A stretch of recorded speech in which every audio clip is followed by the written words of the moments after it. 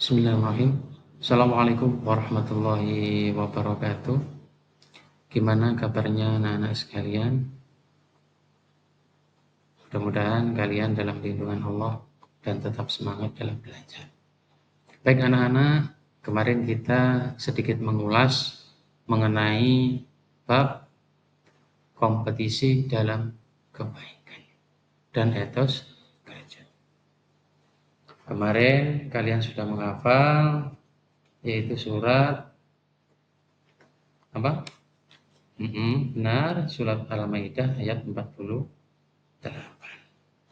Sebelum kita mengulas surat Al-Maidah ayat 48, kita mengetahui dulu tujuan pembelajaran kita.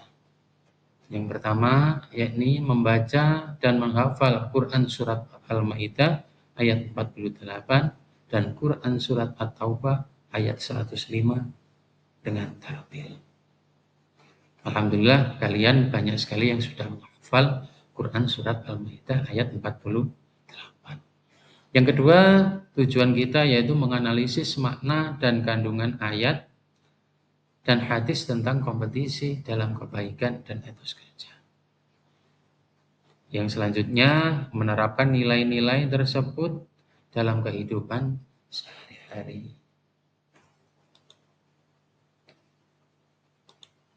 Baik anak-anak, makna kesuksesan.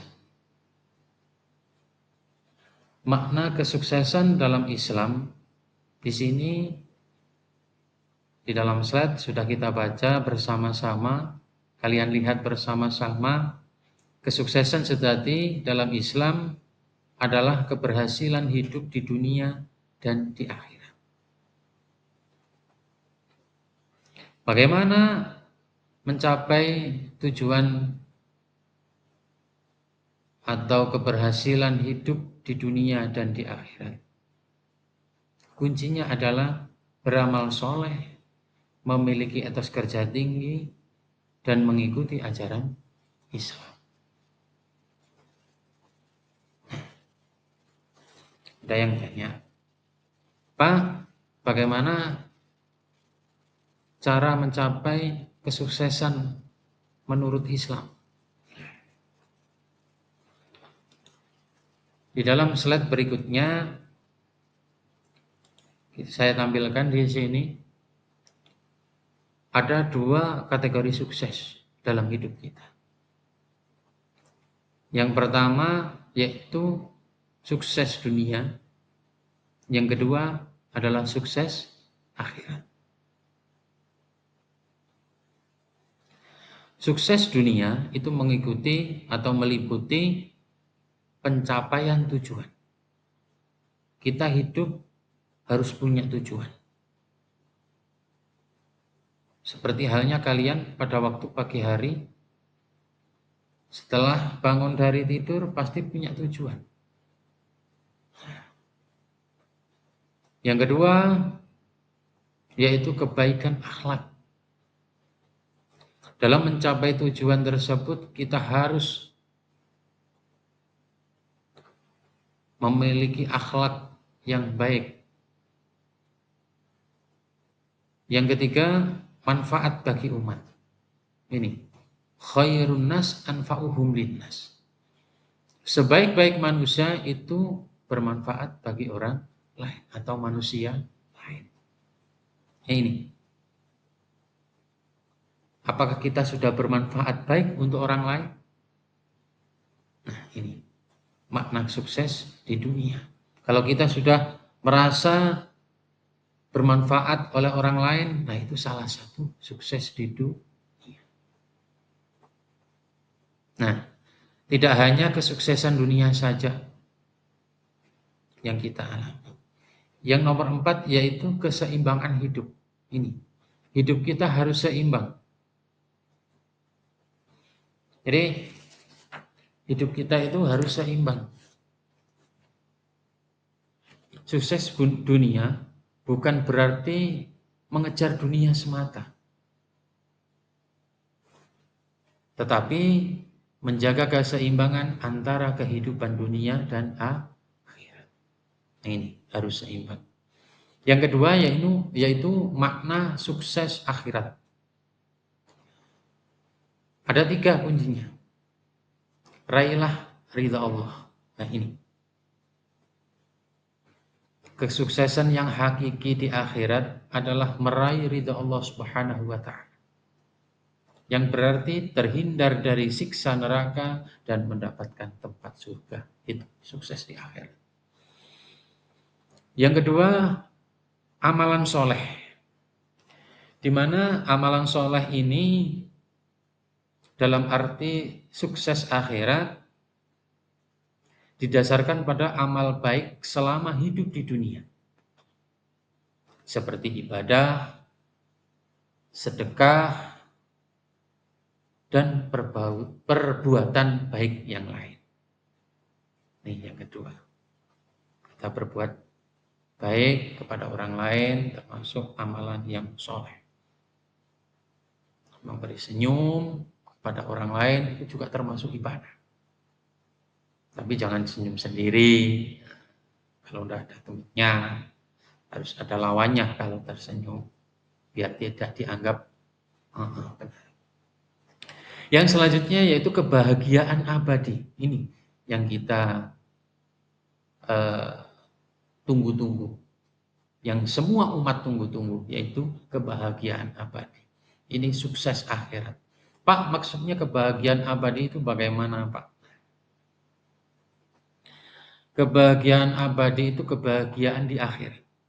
Kesuksesan yang sejati adalah kebahagiaan abadi di surga. Menikmati kenikmatan yang tiada terhingga. Nah, ini adalah makna sukses di akhirat. Nah, untuk mencapai kesuksesan akhirat ini tidak hanya akhirat saja. Harus seimbang. Ya dunia, ya akhirat. Nah ini, kaitan dunia dan akhirat ini harus bersatu. Kaitannya apa, Pak? Nah, dunia sebagai ladang. Yang pertama. Jadi kita tanamkan bahwasanya kaitannya dunia dan akhirat untuk mencapai kesuksesan yang hakiki dan kebahagiaan abadi. Ini ada kaitannya dunia dan akhirat. Jangan hanya memburu dunia saja. Dunia sebagai ladang, bekal menuju akhirat, keseimbangan adalah kuncinya. Nah ini, keseimbangan adalah kuncinya. Yang pertama, dunia sebagai ladang. Apa maksudnya? Dunia adalah tempat untuk menanam amal kebaikan. Kita hidup di dunia ini menanam amal kebaikan yang akan dipanen hasilnya di akhirat nanti. Gitu, dunia sebagai ladang. Yang kedua, bekal menuju akhirat. Yaitu kesuksesan dunia yang diraih dengan cara yang benar dapat menjadi bekal untuk meraih kesuksesan di akhirat. Ini. Jadi bekal menuju akhirat. Jadi kesuksesan dunia diraih dengan cara yang benar, jadi sukses dunia juga sukses akhirat. Dengan cara yang benar dapat menjadi bekal meraih kesuksesan yang hakiki di akhirat nanti. Yang ketiga, keseimbangan adalah kuncinya. Keseimbangan itu bagaimana? Keseimbangan itu seorang muslim harus mampu menjaga keseimbangan antara menjaga kesuksesan dunia dan menjaga kesuksesan akhirat. Nah, ini. Atau kata lainnya gini, seorang muslim harus mampu menjaga keseimbangan antara mengejar kesuksesan dunia dan mempersiapkan diri untuk kehidupan di akhirat. Bisa dicatat, seorang muslim harus mampu menjaga keseimbangan antara mengejar kesuksesan dunia dan mempersiapkan diri untuk kehidupan akhirat. Contohnya, seorang pengusaha yang sukses dalam bisnisnya, namun juga dermawan dan membantu orang lain, serta taat beribadah. Itu adalah contoh sukses dunia dan akhirat. Tidak hanya itu saja, banyak sekali contoh-contoh yang ada di dalam kehidupan kita sehari-hari.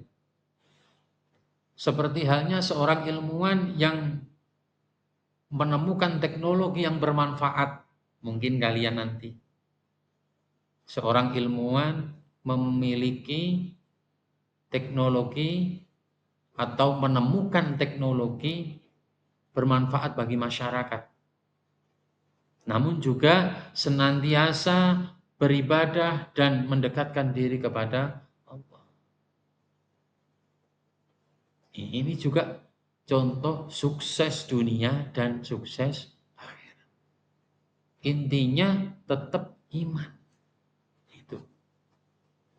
Jadi kesimpulan kaitannya dunia dan akhirat yaitu sukses dalam Islam itu bukan hanya tentang pencapaian materi saja, tetapi juga tentang kebaikan akhlak, manfaat bagi orang lain, dan ketaatan kepada Allah Subhanahu wa Ta'ala. Yang pertama. Keduanya antara dunia dan akhirat saling terkait. Saling terkait dan menjadi tujuan utama seorang muslim dengan menjaga keseimbangan dan berupaya meraih ridha Allah Subhanahu wa Ta'ala. Seorang muslim dapat mencapai kesuksesan sejati dalam kehidupan dunia dan akhirat. Nah, dalam Quran surat Al-Maidah yang kalian hafal kapan hari, di situ terdapat ayat fastabiqul khairat. Ya kan? Yang kalian hafal. Yaitu mempunyai makna maka berlomba-lomba dalam kebaikan. Maka berlomba-lomba dalam kebaikan. Ayat ini memerintahkan kita untuk berkompetisi dalam kebaikan, bukan dalam keburukan atau kedengkian. Makna penting dalam surat Al-Maidah ayat 48 ini, yang pertama, Islam menjunjung tinggi semangat berprestasi dan kolaboratif.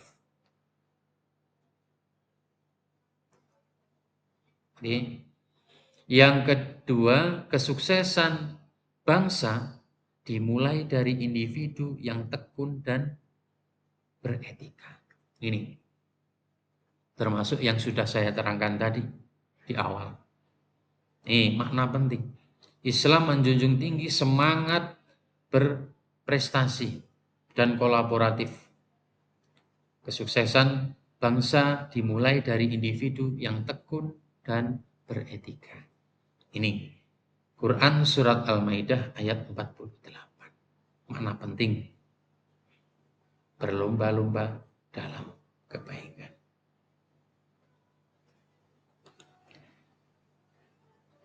Yang selanjutnya Quran surat At-Taubah ayat 105 yang kalian baca setelah Quran surat Al-Maidah ayat 48 yang kalian hafal. 40, iya benar 48 yang kalian hafal kemarin. Ayat tersebut mempunyai arti Quran surat At-Taubah ayat 105. Berjalanlah kamu, maka Allah, Rasul dan orang-orang mukmin akan melihat pekerjaan. Ini. Saya ulangi lagi, berjalanlah kamu, maka Allah, Rasul dan orang-orang mukmin akan melihat pekerjaan.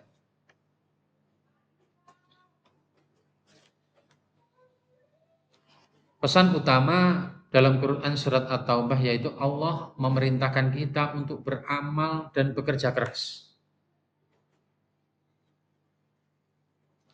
Amal akan dinilai, dilihat, dan dipertanggungjawabkan. Seperti apa yang kita lakukan, baik amal baik maupun amal buruk. Semua akan dipertanggungjawabkan. Makanya di situ dalam Quran surat At-Taubah ayat 5 dijelaskan, bekerjalah kamu, maka Allah, Rasul, dan orang-orang mukmin akan melihat pekerjaan. Meskipun kalian bekerja dengan sembunyi-sembunyi, insya Allah Allah, Rasulullah, dan orang-orang mukmin tahu dan akan melihat pekerjaan. Dan nanti di akhir nanti akan dipertanggungjawabkan apa yang kalian kerjakan. Ini Quran surat At-Taubah ayat 105. Selanjutnya hadis tentang etos kerja yang kalian lihat dalam buku catatan kemarin, buku LKS ataupun buku paket. Hadis riwayat Bukhari yang mempunyai arti, lebih baik mengumpulkan kayu sendiri daripada meminta kepada orang lain. Saya ulangi lagi, lebih baik mengumpulkan kayu sendiri daripada meminta kepada orang lain. Hadis riwayat. Anak-anakku sekalian, nilai yang diajarkan dalam hadis riwayat Bukhari ini mengajarkan kita yang pertama, mandiri dan produktif itu lebih mulia daripada bergantung pada bantuan orang lain. Saya ulangi lagi, mandiri dan produktif lebih mulia daripada bergantung pada bantuan orang lain.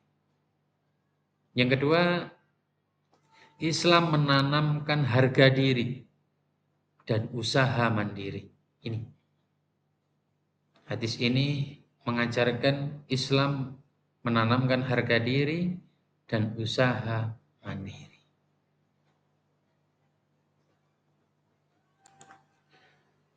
Seperti halnya kisah inspiratif dari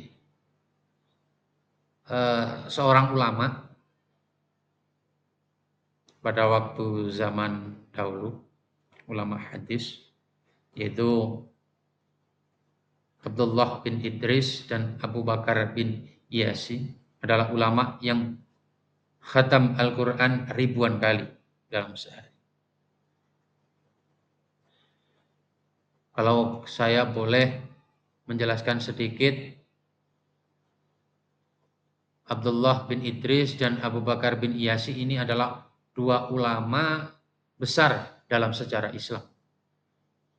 Abdullah bin Idris dikenal karena ketekunan dan komitmennya terhadap ilmu, terutama ilmu hadis.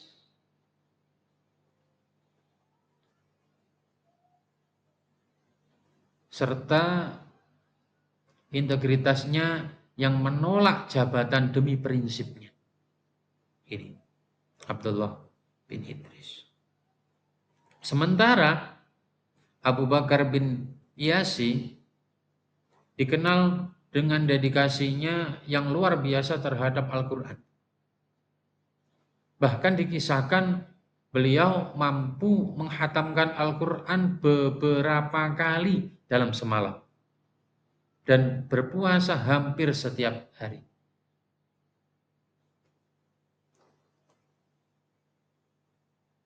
Jadi dua ulama ini luar biasa mengajarkan kita dalam kehidupan sehari-hari untuk mencapai kesuksesan baik di dunia maupun di akhirat. Karena kesuksesan di dunia dan akhirat itu harus dibarengi dengan berlomba-lomba dalam kebaikan. Ini Seperti halnya Abdullah bin Idris. Beliau mempunyai keahlian, yaitu ulama hadis yang sangat terkenal dan dihormati. Sekaligus integritasnya luar biasa. Beliau menolak jabatan demi menjaga prinsip dan keilmuannya. Beliau ditawari jabatan-jabatan luar biasa pada masa itu. Yang selanjutnya dedikasinya sangat luar biasa. Sangat tekun dalam mempelajari dan meriwayatkan hadis. Selalu memastikan setiap hadis memiliki hujah yang kuat. Jadi beliau sangat tekun dalam mempelajari dan meriwayatkan hadis. Dan berhati-hati selalu memastikan hadis ini memiliki hujah yang kuat atau tidak. Luar biasa.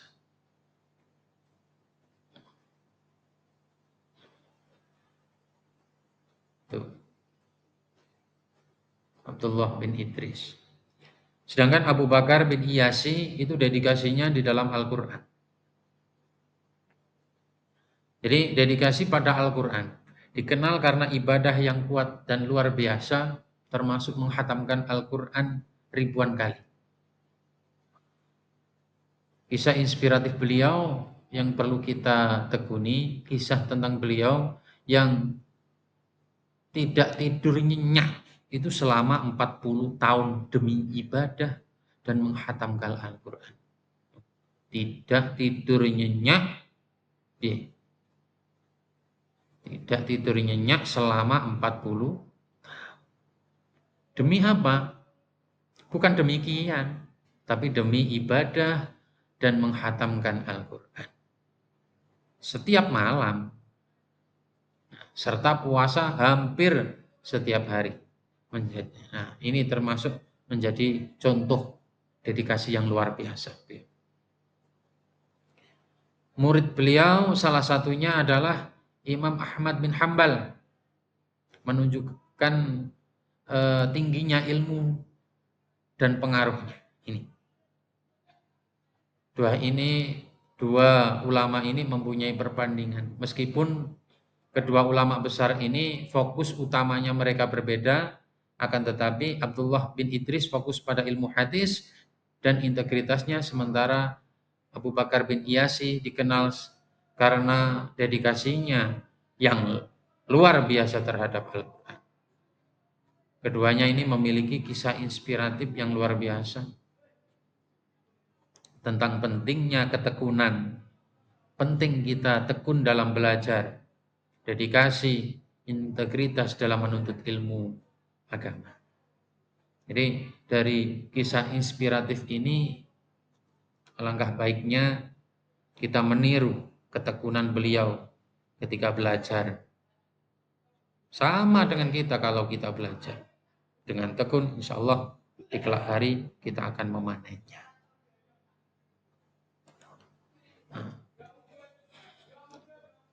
Selanjutnya berbicara tentang perilaku fastabikul khairat. Dengan tekun kita akan menjalankan yang namanya fastabikul khairat. Fastabikul khairat yaitu berlomba-lomba dalam kebaikan. Yang pertama, perilaku yang menunjukkan fastabikul khairat, mulailah dengan basmalah. Ketika kita berdiri, kita bangun, kita menjalankan sesuatu, mulailah dengan kebiasaan membaca basmalah. Yang kedua, penuh semangat ini. Perlu saya tegaskan lagi. Setelah membaca basmalah, bismillahirrahmanirrahim, tumbuhkan rasa semangat pada diri kita. Karena kalau yang kedua sudah sukses, penuh semangat, istiqomah, konsisten dalam menjalankan kedua ini. Nomor satu, mulai dengan basmalah, penuh semangat, diawali tetap. Yang ketiga, konsisten, istiqomah menjalankannya. Baru belajar dan menambah ilmu. Ini. Kita belajar tidak hanya di sekolah saja. Bisa di lingkungan, di rumah, ataupun di mana saja. Ini. Konsisten, istiqomah. Yang selanjutnya setelah belajar dan menambah ilmu, ini. Kerja sama. Kerjasama ini perilaku fastabiqul khairat termasuk. Ketika kita diperintahkan untuk berkelompok, kita harus kerjasama, satu tujuan.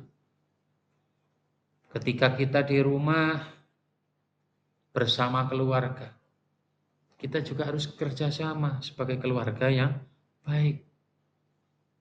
Agar rumah menjadi bersih, kita juga harus kerjasama. Ada yang membersihkan depan, belakang, tengah, atau sebaliknya. Ini kerjasama. Tidak hanya di rumah saja, di sekolah juga sama. Tanpa ada kerjasama dengan teman-teman yang lain, kita tidak apa-apa. Tidak bisa menjadi apa-apa. Makanya kan tadi sudah saya jelaskan, bermanfaat bagi orang lain. Ini salah satu kunci sukses. Khairun nas anfa'uhum linnas. Yang keenam, amati, tiru, modifikasi. Nah ini, ketika kita mengetahui orang yang lebih tinggi daripada kita, kita mengetahui kisah inspiratif orang lain, atau kita mengetahui kebaikan orang lain, kesuksesan orang lain, kita bisa tiru. Caranya bagaimana? Ini ATM singkatannya. Amati, tiru, modifikasi. Boleh, boleh. Ini namanya fotokopi yang baik. Dimodifikasi. Jangan manut blek. Ada. Tapi dimodifikasi. Ditambahilah agar lebih baik. Nah, fastabiqul khairat itu mempunyai manfaat. Manfaatnya apa? Manfaat berlomba-lomba dalam kebaikan. Yang pertama, jelas, mendapat ridha Allah dan pahala. Kita melaksanakan kebaikan, pasti mendapatkan ganjaran yang luar biasa. Seperti halnya yang tadi kalian catat di dunia sebagai ladang tadi. Yang kedua, menjadi pribadi yang bermanfaat. Nah, kita punya predikat bermanfaat untuk orang lain. Khairun nas. Sebaik-baiknya menungso itu bermanfaat bagi orang lain. Yang ketiga, pekerjaan selesai lebih cepat. Nah ini, manfaat berlomba-lomba dalam kebaikan.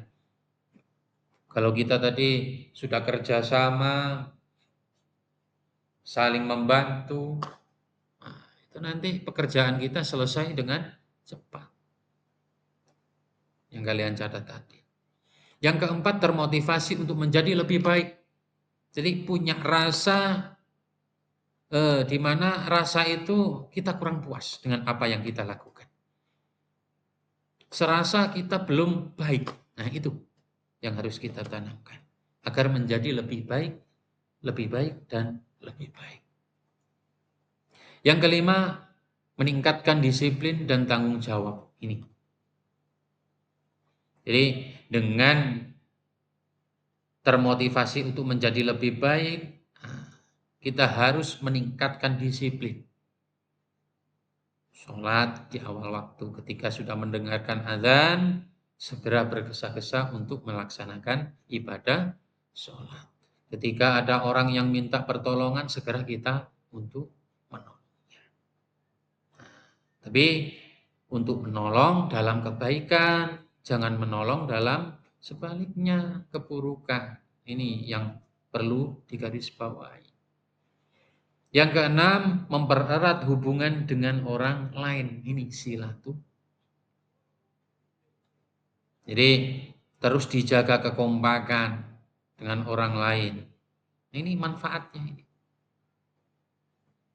Jadi dengan kita melaksanakan fastabiqul khairat, berlomba-lomba dalam kebaikan, ini kita punya manfaat, mendapat ridha Allah, menjadi pribadi yang bermanfaat, pekerjaan selesai lebih cepat, termotivasi untuk menjadi lebih baik lagi, meningkatkan disiplin dan tanggung jawab, yang terakhir mempererat hubungan dengan orang lain. Ini manfaatnya.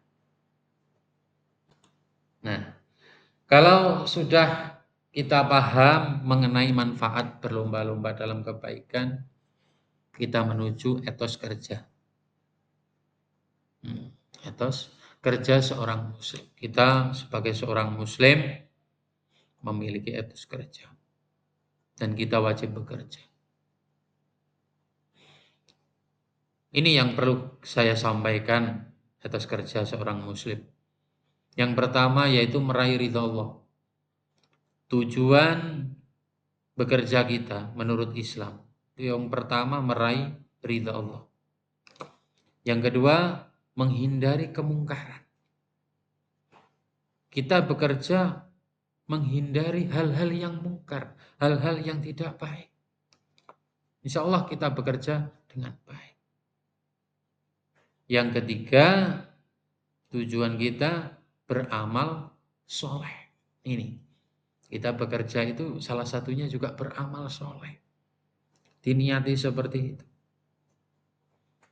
Yang keempat, menafkahi keluarga. Ini, kalau kalian belum menikah, ya berarti membantu orang tua. Bagi yang sewu, orang mampu dan lain-lain. Nah, etos kerja bukan sekedar duniawi, tetapi bagian dari ibadah.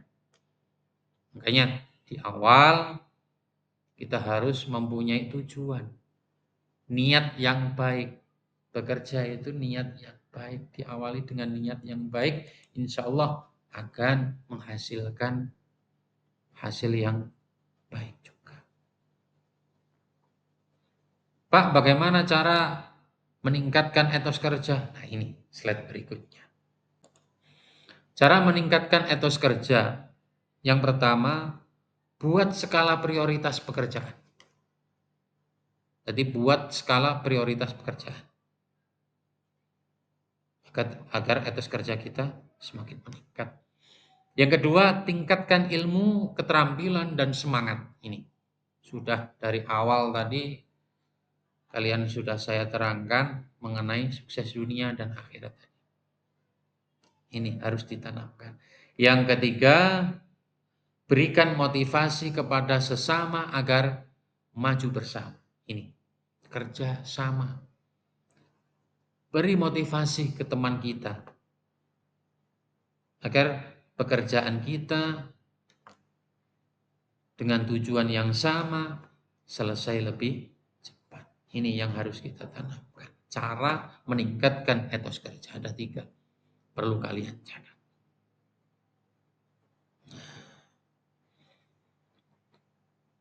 Oleh karena dan sebab itu, kalian sudah mencatatnya, ada beberapa asesmen yang perlu saya sampaikan kepada kalian. Perlu dicatat agar kita memahami apa yang saya terangkan tadi. Asesmen ini tolong dicatat di dalam buku catatan kalian. Setelah dicatat, nanti dijawab. Ya. Nanti bisa di-pause. Mulai dari bagaimana makna kesuksesan, perbedaan dan kesamaan kesuksesan di dunia dan akhirat itu apa.